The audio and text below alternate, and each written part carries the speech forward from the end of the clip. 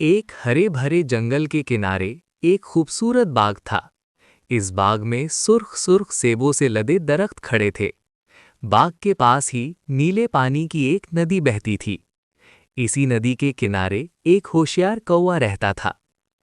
एक दिन कौवा बहुत भूखा था। उसकी नज़र बाग में लगे रसीले सेबों पर पड़ी। कौवा खुश हो गया, मगर मसला ये था कि सेब दरख्त की टहनियों पर बहुत ऊपर लगे थे और बाग के मालिक ने नीचे जाल भी बिछा रखा था।